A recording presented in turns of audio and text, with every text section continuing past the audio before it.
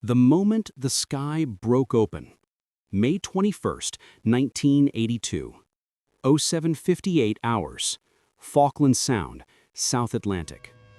A low ceiling of gray clouds presses against the sea, turning the frigid wind into a churning wall of mist. Beneath it, the British fleet cuts silently through the strait, steel giants moving in formation, their wakes stretching like white scars across the dark water. On the deck of HMS Ardent, crewmen brace against the cold spray, unaware that in less than an hour, their world will change forever. Then, far in the distance, someone hears it. A faint, unnatural vibration. Not the wind, not the sea. Engines. High-pitched. Growing. You can almost feel the tension ripple across the deck as heads turn toward the northern sky. But the clouds give nothing away. Just an empty gray curtain, hiding whatever hunts behind it.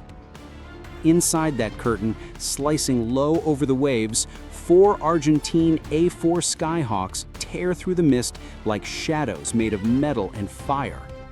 Their pilots, Guido Mariza, Orazio Pelufo, Ricardo Lucero, and Santiago Cordoba, fly barely 50 feet above the surface. So low, their wingtips nearly kiss the water. The altimeters scream warnings, but the pilots ignore them. Every second spent above the waves is a second closer to being detected or alive. The cockpit canopies rattle from the wind shear. Needles vibrate. Hands tighten over control sticks, slick with sweat. Each man carries just one thought: get in, hit, survive. Their bombs, 500-pounders with crude makeshift fuses, hang beneath the wings like sleeping beasts. The pilots know those fuses fail as often as they work. But today, they hope, will be different.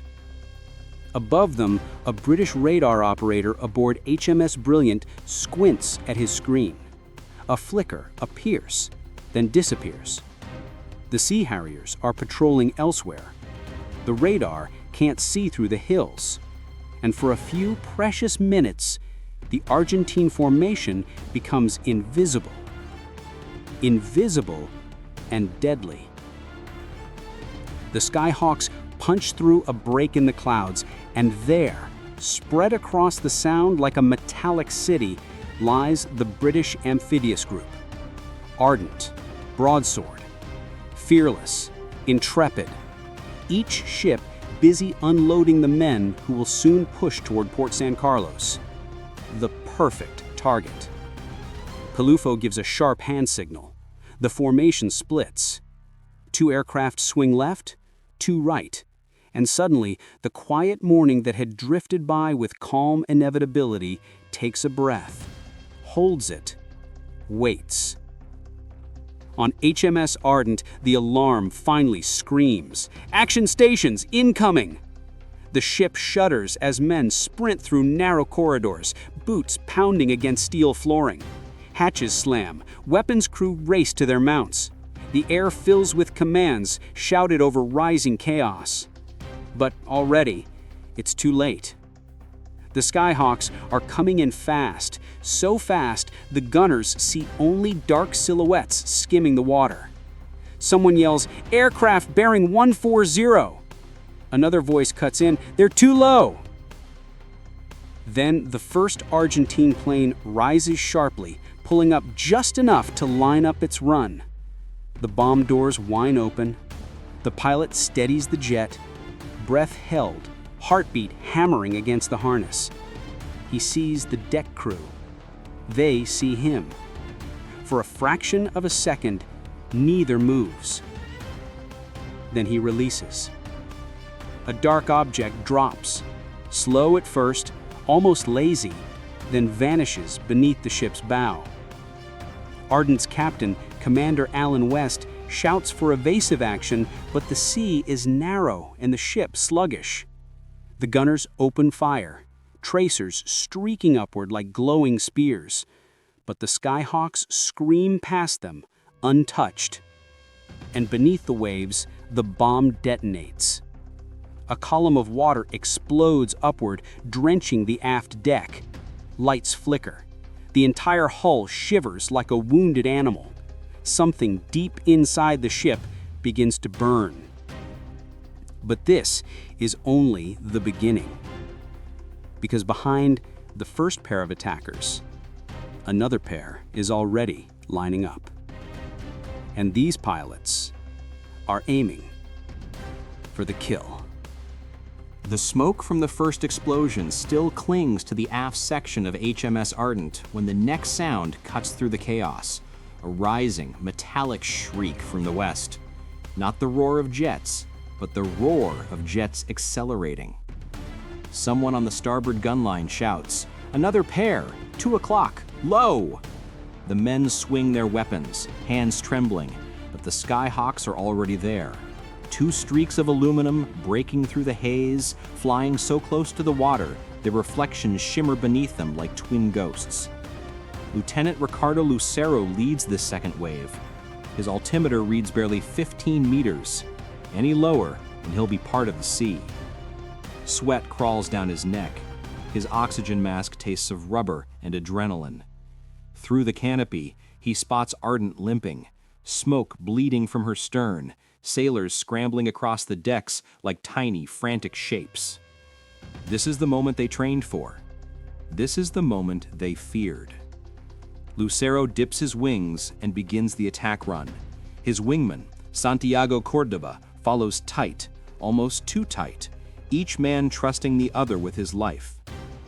Ardent's gunners finally open up. The ship erupts to a wall of tracer fire, red, orange, white.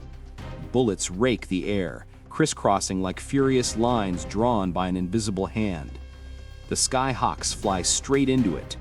You can almost feel the rounds crack past them. You can almost hear the hammering against their fuselages. But still they come. Lucero steadies his plane, breath sharp, vision narrowed to a single point on the horizon. Ardent's midsection, where fuel lines, ammunition stores, and machinery converge. If a bomb lands here, the British ship won't survive. He presses the release. 2 500-pound bombs drop cleanly, dark, spinning, deadly. Córdoba releases his a heartbeat later. 4 bombs fall toward Ardent like silent promises. The British crew watches them descend. Some brace, some pray, some simply stare because there isn't enough time to do anything else. And then, impact. A massive detonation blooms beneath the waterline. A fireball erupts just after the funnel, blasting through Ardent's interior with horrifying force. Bulkheads buckle, compartments collapse. A shockwave races through the ship, rolling through metal like thunder trapped in a cage. Men are thrown to the deck, tools fly, a door shears off its hinges and smashes into a passageway. Within seconds, the aft section is engulfed in fire. Inside the operations room, alarms blare in every direction. Flooding in 3C, ammunition storage compromised, fire teams overwhelmed. The ship begins to list to port, slowly, then more sharply. Commander Alan West grips the railing as the deck tilts beneath him. "Get the wounded topside, seal the aft compartments." But the communications officer turns, pale, shaking. "Sir, the aft is gone. We've lost control." On the water, Lucero pulls up hard, barely clearing the ship's superstructure. Tracers whip past his canopy, one shot punching a hole clean through his right wing. He feels the aircraft shudder, but he doesn't look back. He doesn't need to, because the columns of smoke rising behind him tell the story. Ardent is burning. Badly. Uncontrollably. Yet somehow, miraculously, she's still afloat. Below deck, sailors crawl through smoke-choked corridors, dragging the wounded, stumbling through darkness lit only by flickering emergency lights. The smell of burning insulation fills their lungs. Somewhere deep inside the hull, ammunition cooks off, sending sharp metallic bangs echoing like machine gun bursts. But even now, even with fires spreading and seawater pouring in, the worst is still to come. Because more aircraft are forming up beyond the ridge. More Skyhawks, more bombs, more death. And the British still don't realize that the next wave won't just damage HMS Ardent. It will end her. When the Skyhawks came back. 1400 hours. For a moment, the battlefield grows eerily quiet. Smoke drifts lazily from the shattered rear of HMS Ardent, rising into the gray South Atlantic sky like a black signal flare. The ship lists harder now, 8 degrees, then 10, her stern sinking deeper, her bow lifting as if gasping for air.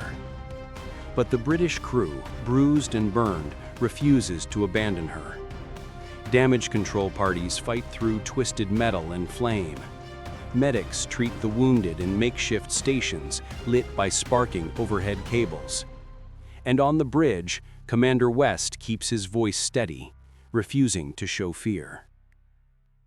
Then the silence breaks. A radar operator aboard HMS Broadsword blinks at his screen. New contacts, low altitude, fast. He leans closer. Skyhawks, 4 of them, coming in hot. This isn't a raid. This is an execution. The Argentine pilots return.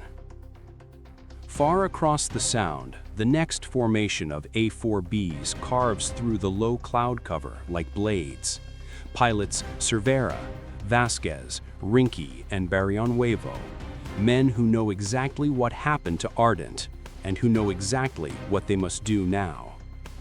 Fuel is low, ammunition limited, but morale, after hearing Ardent is crippled, surges. Cervera wipes condensation from his canopy with a gloved thumb. His aircraft vibrates violently from the altitude, just 30 feet above the waves. The islands loom to their left, rugged silhouettes rising like dark teeth. Ahead, smoke stains the sky. "Visual on target," he radios, voice tight. The others acknowledge, though the wind steals half their words. They drop lower. Ardent's last line of defense. On Ardent, the starboard gun crews finally catch sight of the incoming jets. 4 metallic arrows slicing straight toward the ship. Exhaust trails shimmer across the water. The gunners swing their Ehrlichen cannons and Bofors mounts, fingers gripping frozen triggers. Fire! Fire! The deck erupts in tracers once more. But the Skyhawks don't flinch. They spear through the storm of fire, weaving but never climbing. Their silhouettes flash past the island cliffs, then straighten for the final run. You can almost feel the moment the gunners realize. They're too close, too fast, too low. This time, the bombs won't miss. The kill strike. Cervera lines up Ardent's port side. He sees flames raging from the stern. He sees sailors dragging hoses. He sees the deck warped like melted paper. He releases his bomb. It falls, twisting through the air, then slams into the ship just aft of the forward hangar. The explosion is catastrophic. A fireball bursts through the port side. Steel plating peels back like shredded foil. A column of flame rockets skyward, scattering debris across the sea. Inside the hull, shock waves ripple through compartments already weakened by earlier blasts. Fires merge into a single inferno. Then Vasquez's bomb hits. Then Rinke's. Then Barrionuevo's. Each impact worsens the last, erasing whatever hope remained. Ardent's internal power systems fail. Lights die. Pumps stop. Fire teams shout in darkness, illuminated only by the glow of spreading flame. Water floods in uncontrollably. The stern dips further. A deep metallic groan vibrates through the entire ship. Commander West grips the bridge railing, heat washing over him as smoke pours through broken ventilation ducts. He doesn't need damage reports anymore. He knows the truth. Prepared to abandon ship. A final blow from above. But fate isn't done with Ardent. As the crew begins to evacuate the most wounded, a fifth Skyhawk, returning late and alone, dives out of the cloud lair. The ship's guns track weakly, some unmanned, some melted by heat. The pilot sees a vessel already dying. He chooses to finish it. He releases his bomb. It strikes near the forward section, tearing into the remaining structure with one final devastating blast. The fire spreads uncontrollably. Compartments collapse. Smoke billows across the water like a curtain drawing closed on a tragedy. Ardent has minutes left, maybe even less. And the crew knows it. Men begin to leap into the frigid South Atlantic Ocean. Lifeboats drop into the waves. The call goes out, abandon ship, all hands, abandon ship. As sailors scramble for survival, the ship groans louder, like a wounded animal giving its last breath. And then, slowly, inevitably, HMS Ardent begins her final descent. But the Skyhawks, they're not done with the Falklands. Not even close.